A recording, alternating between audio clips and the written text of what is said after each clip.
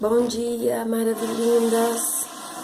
Que Deus abençoe cada uma de vocês, né? Hoje é quarta-feira,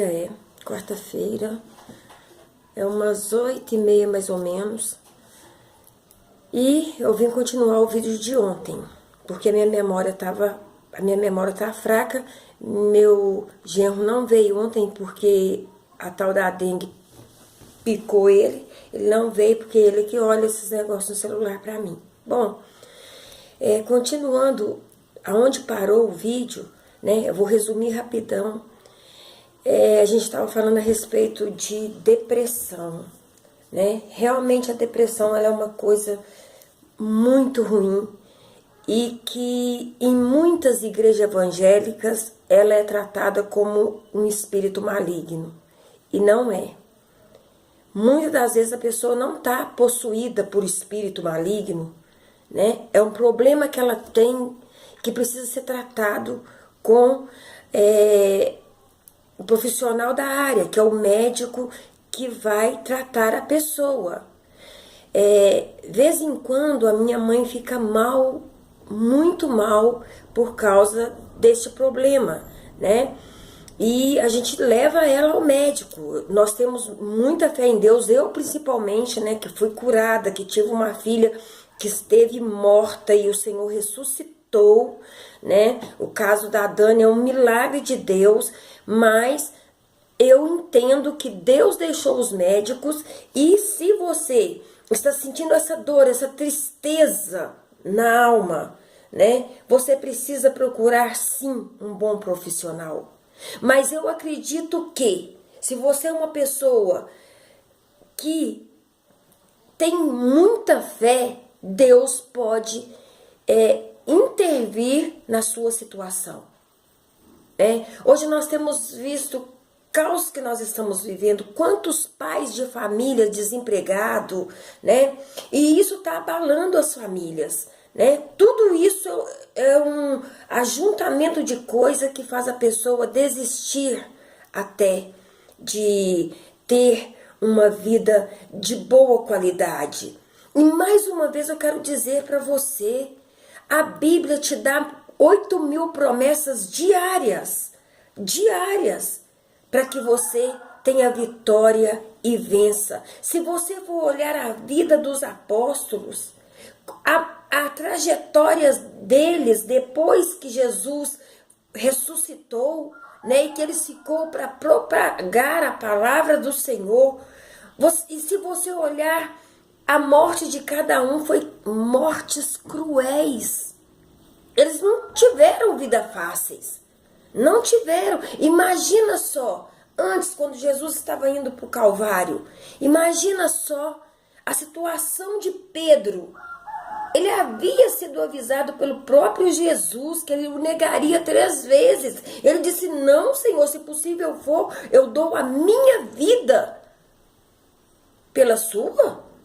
Cortou lá a orelha de mal, tentou defender, mas quando apontaram para ele, que Jesus já estava sendo preso, apanhando, tudo aquilo, e falaram, esse é um que andava com ele. Ele disse, não, eu não o conheço. Eu imagino que o olhar dele se encontrou com o de Jesus naquela hora, e aquilo trouxe para ele uma tristeza imensa. Depois de 3 dias, quando Jesus ressuscitou, Jesus disse para os discípulos, Jesus disse, e diz a Pedro, né, para estar junto, aonde ele estaria junto com os apóstolos. Né? Se você ler ali Atos dos Apóstolos, você vai ver toda essa linda história. Então, imagina só Pedro, a situação que ele ficou quando ele percebeu que as palavras de Jesus se cumpriram. Que aquele menino, aquele homem que ia dar a vida por Jesus, o negou antes que o galo cantasse 3 vezes. Ele negou Jesus. Então o que eu quero deixar para você é o seguinte. Às vezes, o problema está difícil sim, a situação está caótica sim. Mas não é impossível nos planos de Deus. Ele tem o poder de entrar na sua situação. Sempre quando vem pessoas conversar comigo e falar comigo, Helena, tá difícil demais, eu não vou suportar, eu não vou aguentar. Eu sempre falo com ele, sabe como Deus age? Sabe quando o cenário caótico que você está vivendo é o cenário ideal para Deus entrar para fazer o milagre dele. Lembra que o mundo era sem forma e vazio?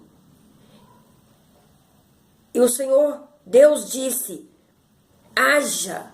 Para fazer eu e você, ele usou a Trindade.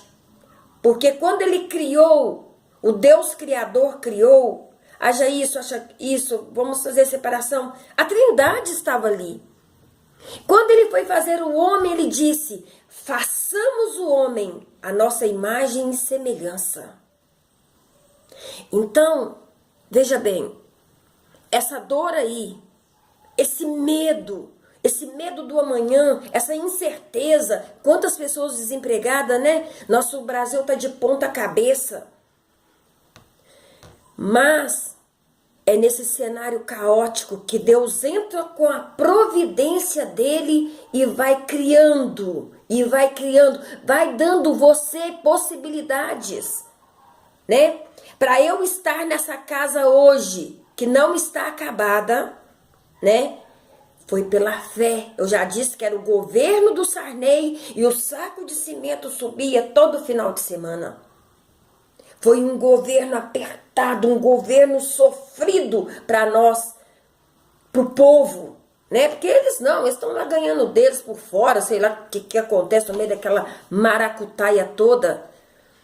Mas foi com muito sofrimento. E eu lembro que meu marido chegava e falava assim, benzinho, o saco de cimento aumentou. Eu falava para ele, louvado seja o nome do Senhor. Porque quanto mais você praguejar, quanto mais você dizer que não tem jeito, não terá jeito. Não terá jeito.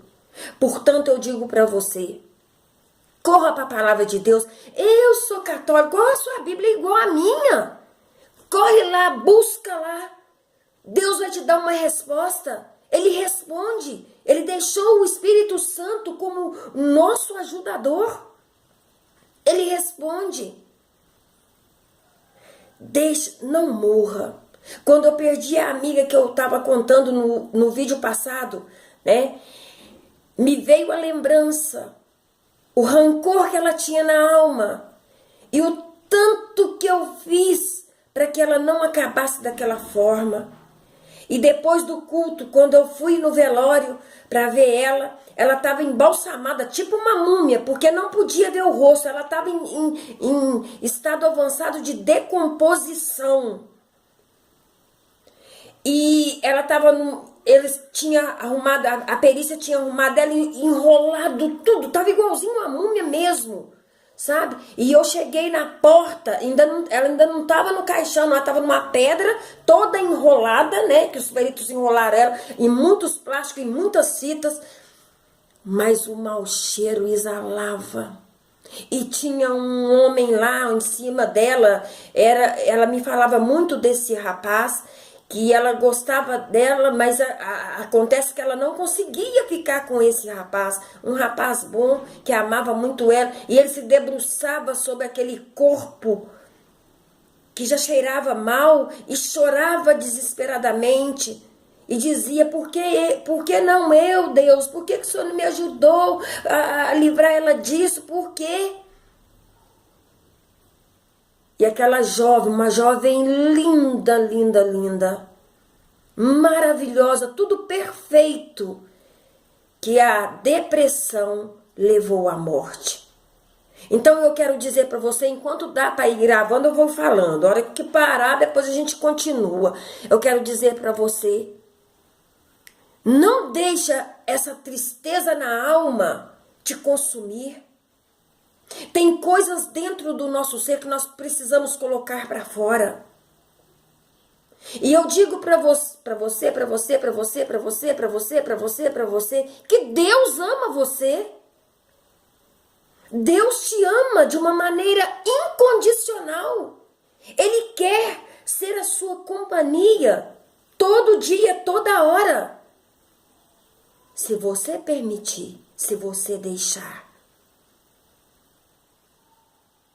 E mais uma vez eu quero dizer para você, este é o dia que o Senhor fez. Nós vamos nos alegrar nele. A alegria do Senhor, sabe? Fala para sua tristeza. A alegria do Senhor é a minha força. Senhor, renova minhas forças como a de um boi selvagem. Senhor, eu vou viver um dia de vitória. Viva um dia de cada vez. Eu vou ser feliz hoje. Eu vou ser feliz agora. Não pensa no amanhã, no depois da manhã, não. Nós nem sabemos o que pode acontecer daqui 5 minutos. Os 10 minutos que eu falei já passou, não volta mais. Então, um beijão no seu coração. Fique com Deus e lembre-se. Ele te ama. Ele entende a sua dor. E Ele sabe como consolar você. Seja ricamente abençoado, abençoada pelo poder de Deus. Eu não estou aqui pregando religião, religião não salva ninguém. Eu estou dizendo para você que Jesus te ama. Independente da sua cor, raça, religião, Ele ama você. E Ele tem um propósito com a sua vida. Você não veio ao mundo por acaso.